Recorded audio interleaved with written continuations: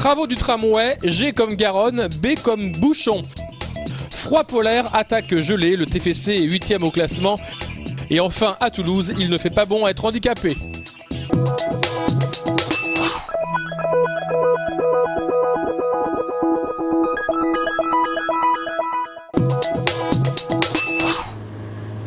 Emprunter la trémie du palais de justice sous la place Lafourcade, c'est de l'histoire ancienne depuis ce matin et pour toujours. Après le premier coup de pioche des travaux de la ligne de tramway G, la circulation passe de 8 à 2 voies le long des allées Jules Guesde et Feugat. Il en sera également ainsi une fois les travaux achevés en 2014. Dès ce matin, effet garanti, pare-choc contre pare-choc, un mal nécessaire pour Joël Carreras. Moi je pense que le choc, les automobilistes le vivent déjà aujourd'hui, sans trémie, à l'échelle de notre agglomération. Il y a une congestion, on le sait tous. Et les prévisions de trafic automobile d'ici 2015, c'est plus 10-15%. Donc de toute façon, le choc est là. Soit on ne fait rien, on subit, et de toute façon, le premier obstacle à la voiture, c'est la voiture elle-même. Soit au contraire, on prend des dispositions pour faire en sorte qu'il y ait un report de la voiture vers le transport collectif. Conséquence sur le trafic dès ce matin, 6 km de bouchons en centre-ville, dont 3 du palais de justice jusqu'aux Amis Daunier. Un engorgement limité en ce premier jour de vacances, caractérisé par 30% de trafic en moins. Les gros soucis sont attendus pour le 27 février, date de rentrée. Cette fois, les bouchons pourraient être 2 à 3 fois plus importants. Hier soir, dans un stadium congelé face à Saint-Etienne, le Toulouse Football Club a concédé sa 2e défaite à domicile de la saison. Malgré quelques bonnes situations, les Violets n'ont pas été récompensés et c'est sur un exploit personnel d'Aubameyang que ce match a basculé.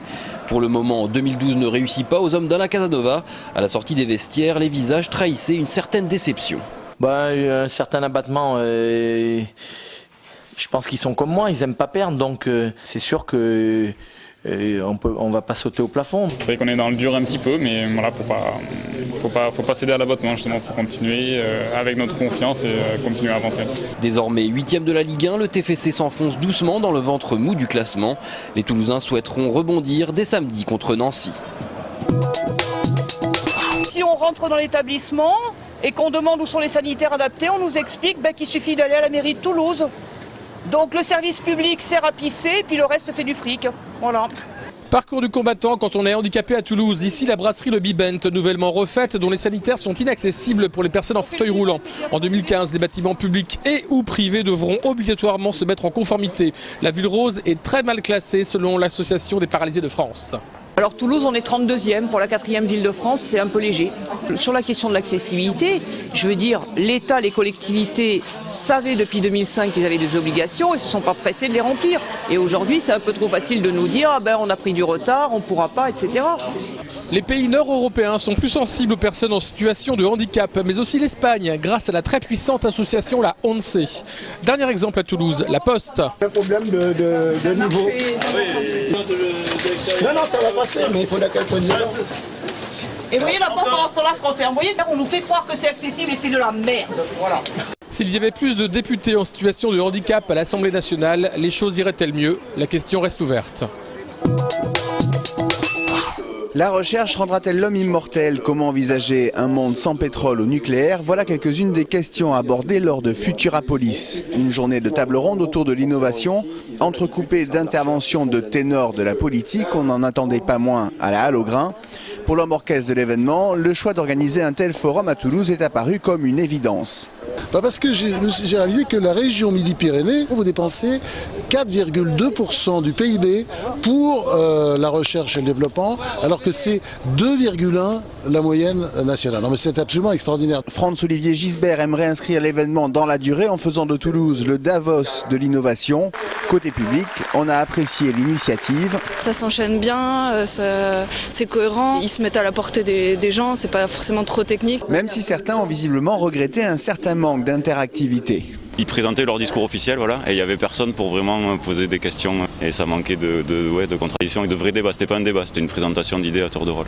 Futurapolis devrait revenir l'année prochaine avec dans les cartons la possibilité d'y consacrer un week-end tout entier. C'est au coin du feu qu'Alain Refalo a présenté sa candidature à la députation au sein des écologistes. L'instituteur qui prône la non-violence brigue la 6e circonscription de Haute-Garonne, la 4e la plus habitée de France. Il combat un adversaire, la droite et l'extrême droite, qui sont pour lui les deux faces d'une même pièce, et une concurrente, la socialiste sortante. Le Parti socialiste reste encore, à mon avis, marqué par l'idéologie productiviste. Donc il n'y a pas de volonté véritablement de transformer le système, de transformer la société, de le faire changer à la marge certainement, mais dans un cadre qui est totalement suranné aujourd'hui. Donc le projet des écologistes, c'est un projet de transformation sociale, écologique. C'est de cela dont nous avons besoin aujourd'hui. Il y a des ruptures fortes à organiser, à penser pour éviter effectivement que nous allions tous dans le mur. Refalo mène plusieurs luttes au niveau local contre le projet de centre commercial des Portes de Gascogne et au niveau national contre le démantèlement de l'école. Alors que la réindustrialisation de la France s'invite de façon consensuelle dans le débat de la présidentielle, François Hollande et Bayrou ont profité de Futurapolis pour souligner la place de l'innovation dans ce défi. À Saint-Cyprien, le candidat PS a fait son marché express en électeurs et produits régionaux. Toulouse est pour lui l'endroit idéal pour évoquer recherche et futur. Nous sommes dans une période difficile. Quel est l'espoir que nous pouvons donner ? Celui de la science, de la connaissance, de la recherche, de l'innovation. Et ici à Toulouse, c'était le meilleur exemple que je pouvais offrir. Une région qui est parmi celles qui innovent et inventent le plus. Une ville qui est un symbole de la recherche. François Bayrou a fait du produire en France l'une des idées centrales de sa campagne. Sa mise en place passera par l'innovation. Pour produire, il faut des inventions, de l'innovation, des produits nouveaux qui soient différents et qui plaisent aux consommateurs pour qu'on puisse non seulement les produire mais les vendre. Les aides ne sont pas assez efficaces, pas assez dirigées vers les petites et moyennes entreprises qui en ont le plus grand besoin. Et pour moi, je soutiens l'idée qu'on doit mettre en réseau les petites et moyennes entreprises et les grandes entreprises. Et le président du Modem de souligner le manque de considération financière à l'égard des inventeurs dans les entreprises françaises, un phénomène qui aggrave la fuite des cerveaux à l'étranger. Dans 3 jours, c'est le grand départ pour Vincent et Guillaume, étudiants du CETIA.